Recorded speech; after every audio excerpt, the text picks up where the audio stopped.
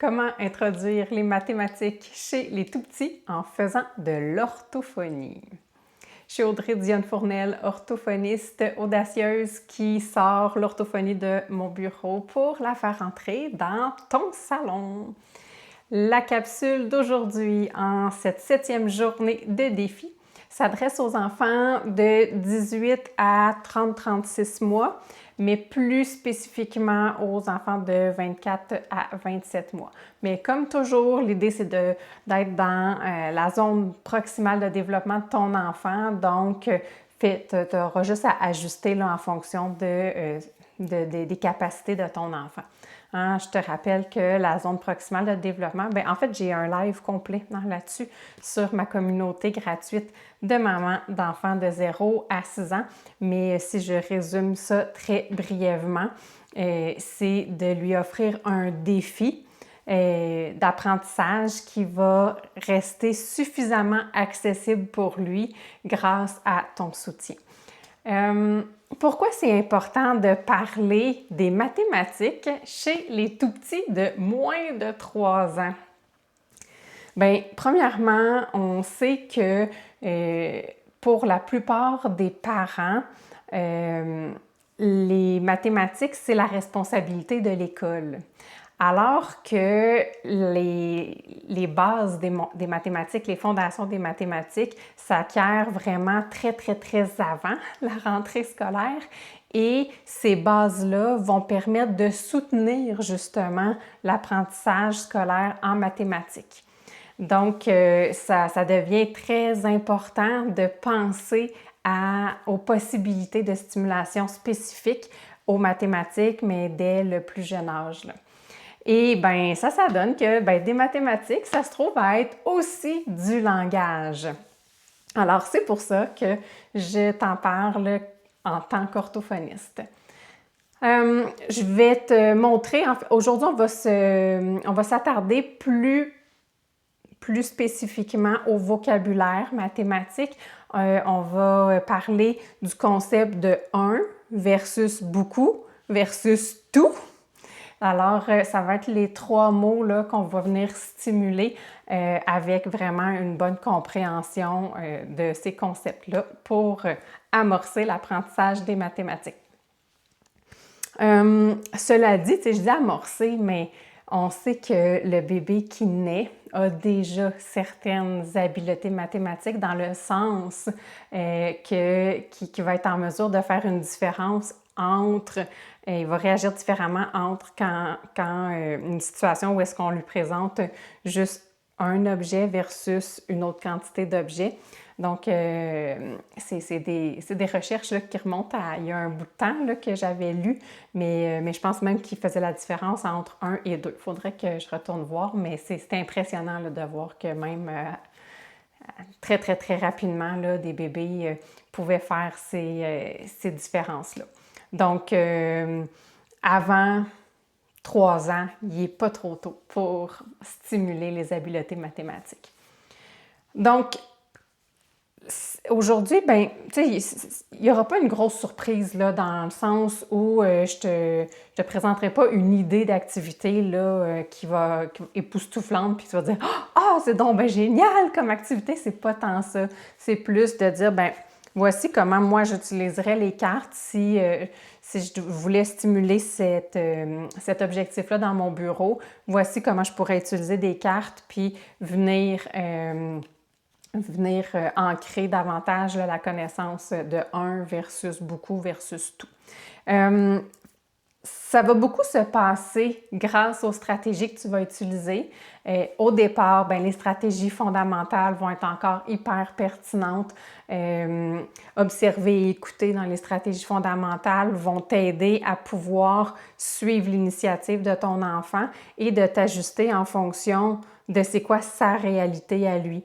Hein, parce que si vous partez à la recherche, vous allez piger des cartes, là, mais toi, va t'organiser là, pour avoir une série de cartes que tu sais que tu peux utiliser d'objets que tu peux en avoir plusieurs là, à la maison. Là. Donc, par exemple, des oreillers, des bas, des chandails ou des t-shirts, des petites voitures en jouets, des crayons, là, tu sais, il y en a plein là, dans un paquet de cartes, là. Donc, je choisis des cartes qui sont pertinentes. Puis là, on va pouvoir en piger une, puis aller à la recherche des objets en 3D et de déterminer, bon, ben est-ce qu'on en a trouvé juste un? Est-ce qu'on en a beaucoup de ça? Puis, est-ce qu'on arrive à toutes les apporter, tu sais, au salon, mettons? Mais là, ce que je disais, c'est que par rapport aux stratégies fondamentales, observer et écouter, ça va être super important parce que tu vas devoir observer les réactions de ton enfant, observer où est-ce qu'il regarde, écouter ce qu'il dit pour que tu puisses te mettre davantage dans sa peau pour essayer de voir, OK, parce que toi, peut-être dans ta tête d'adulte, tu avais en tête de dire, OK, bien ça, on va en prendre beaucoup.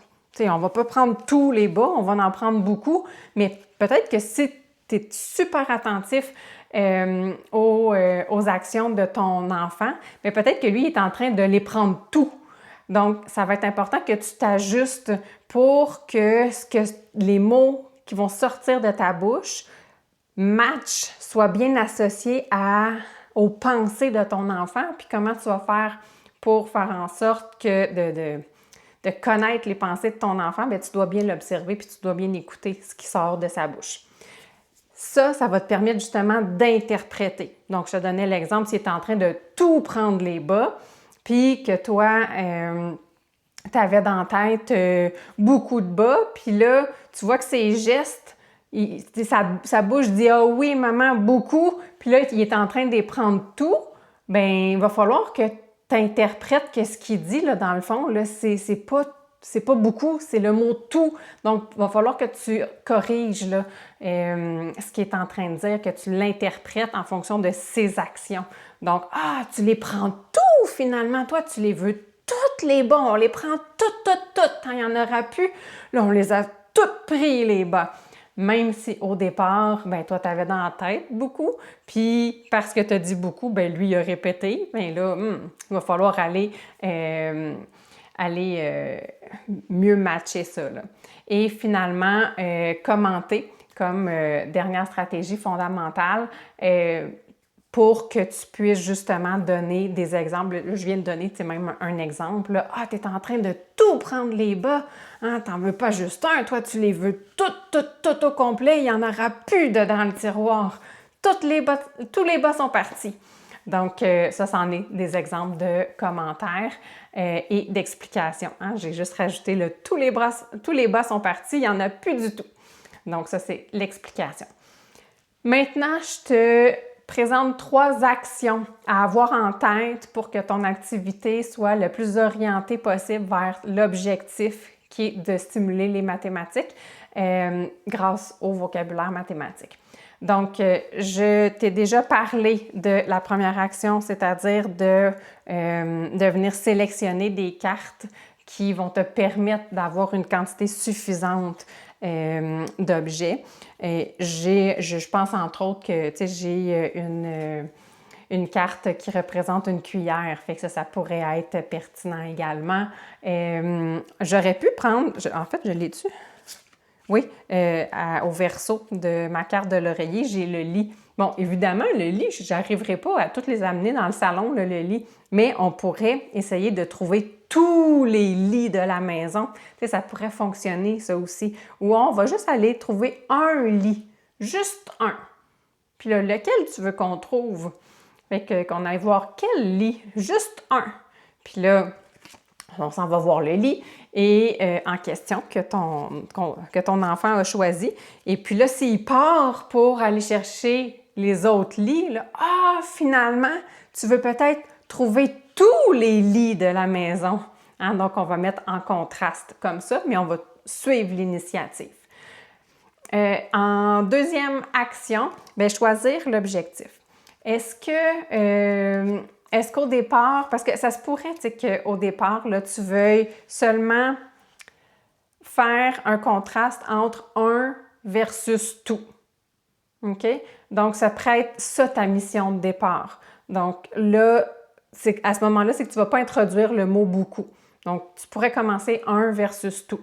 Puis ensuite, tu pourrais faire 1 versus beaucoup. Puis peut-être après ça, tu vas enchaîner là, les deux, là, tu sais, de faire 1, beaucoup, tout. Ça peut être correct aussi.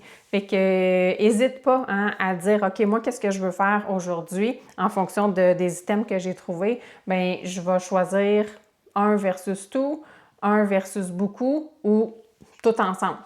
Je ne serais pas portée comme orthophoniste, étant donné l'âge de l'enfant, de faire beaucoup versus tout, à moins que je sente que c'est assez solide là, déjà comme connaissance. Parce que tout puis beaucoup, ben, la nuance est beaucoup plus petite que 1 versus tout ou 1 versus beaucoup.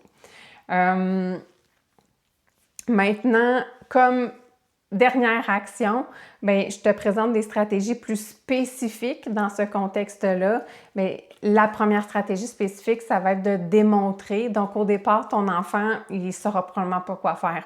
Donc, on pourrait lui dire, OK, bon, mais toi, choisis la carte. Choisis qu'est-ce que tu veux qu'on aille chercher. Puis surtout, si tu as fait les activités des journées avant, là, où on va simplement chercher des objets dans la maison. Bien, si je choisis, mettons, les petites voitures, ce qui serait vraiment pas étonnant. Donc, si je choisis les petites voitures, ben là, toi, tu vas démontrer, là, tu vas dire, ah, OK, là, on va aller chercher beaucoup de voitures. Donc, sont où tes voitures? Moi, j'en veux beaucoup. Puis là, ça se pourrait, tu sais, qu'ils t'en donnent juste une au départ. Puis là, tu vas rajouter. Hein? Donc, ça va être ta deuxième stratégie spécifique. Tu vas répéter. Ah non, j'en veux beaucoup, beaucoup, beaucoup. Puis là, tu pourrais même accentuer. Ça serait une autre stratégie spécifique là, avec les gestes. Là. Donc, puis depuis tantôt, hein, je ne sais pas si tu me vois faire, puis c'était pas prémédité. Là, souvent, je vais avoir le 1 avec les gestes, puis le beaucoup comme ça, puis tu sais, le tout, ben là, tu sais, ça va être encore plus grand. Là. J'ai vu tout! Bien, j'ai vu tout! Mais beaucoup, tu sais, il est un peu plus petit, puis le 1, ben c'est 1. Donc, ce serait finalement ces 3 stratégies plus spécifiques pour cette activité-ci. Alors, j'espère que ça te donne des idées que peut-être que tu n'avais pas pensé avec tes cartes d'images d'aller stimuler au-delà des mots, des objets sur tes images, bien, d'aller stimuler des concepts mathématiques. Si c'est le cas que tu n'y avais pas pensé, bien, ça me fait vraiment plaisir de te faire penser, de te donner cette idée-là. Puis, si tu veux avoir plus de contenu, si tu veux avoir le live là, sur la zone proximale de développement, je vais te le mettre dans les notes de la description. Puis ça va te permettre aussi en même temps de pouvoir venir me rejoindre sur ma communauté gratuite de mamans d'enfants de 0 à 6 ans. Je te souhaite une belle journée. Bye bye!